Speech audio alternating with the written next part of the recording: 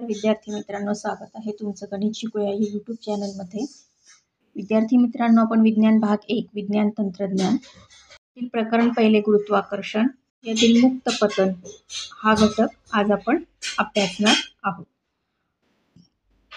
याआधी आपण पृथ्वीचे गुरुत्वीय त्वरण, वस्तुमान, वजन या घटकांचा अभ्यास केलेला आहे। आता मुक्त पतन म्हणजे काय ते तिथे त्यांनी आपल्याला एक छोटीशी एक्सपेरिमेंट करून बघायला सांगितलेलं आहे।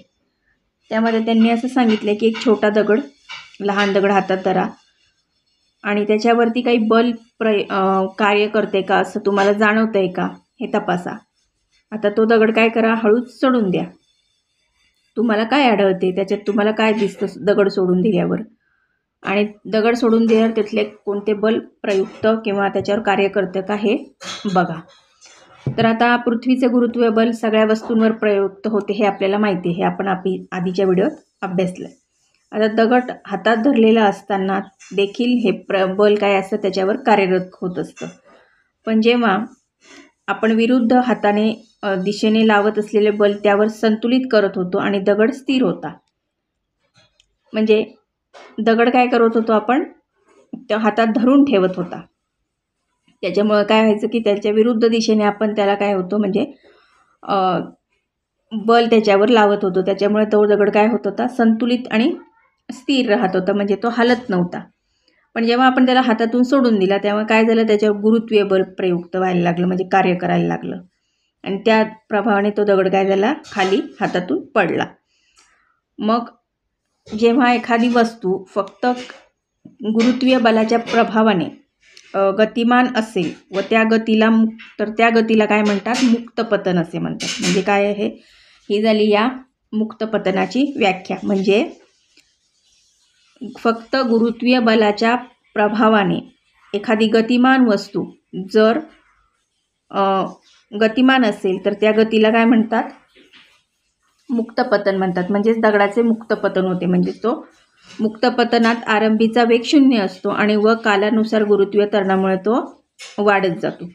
आता पृथ्वीवर मुक्त पतनाच्या वेळी हवेशी होणाऱ्या घर्षणामुळे वस्तूच्या गतीला विरोध होतो, म्हणजे गती काय होती, थोडीशी कमी होते व वस्तूवर प्लावक बलही कार्य करते। म्हणून खऱ्या अर्थाने मुक्त पतन हवेत होऊ शकत नाही, म्हणजे हवेमध्ये मुक्त पतन होत नाही, ते केवळ निर्वातातच शक्य आहे।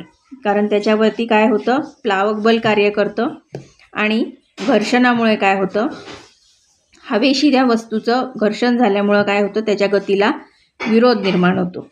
म्हणून मुक्त पतनात वस्तूचा जमिनीवर पडतानाचा वेग व त्यास लागणारा कालावधी आपण न्यूटनची समीकरणे वापरून काढू शकतो। मुक्त पतनासाठी त्वरण हे g असते व आरंभीचा वेग स्मॉल u 0 असतो, हे लक्षात घेऊन ही समीकरणे खालीलप्रमाणे आहेत। आता इथे त्यांनी काही समीकरणं दिलेली आहेत, खाली बघा।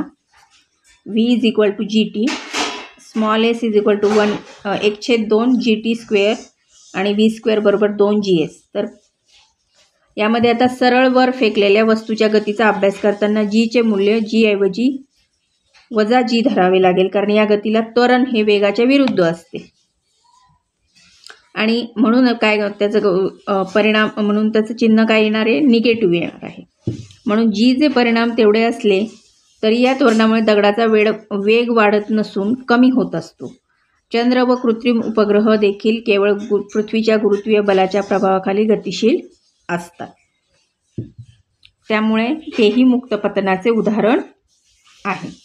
म्हणजेच मुक्त पतन म्हणजे काय, थोडक्यामध्ये असं की ज्याच्यावरती गुरुत्वीय बलाचा प्रभाव असतो आणि ते गतिमान असतं, म्हणजे ह्याला काय म्हणतात, याला म्हणतात मुक्त पतन थोडक्यामध्ये। त्याची ही समीकरणं आहेत, याच्यावरती आधारित उदाहरणं तुम्हाला दिलेली असतात सोडवण्यासाठी पुस्तकामध्ये। तर मला अशी आशा आहे की तुम्हाला मुक्त पतन म्हणजे काय हे लक्षात आलं असेल। तर आजच्या या व्हिडिओमध्ये आपण इथेच थांबूयात, भेटूयात पुन्हा पुढच्या व्हिडिओमध्ये। तोपर्यंत नमस्कार, धन्यवाद।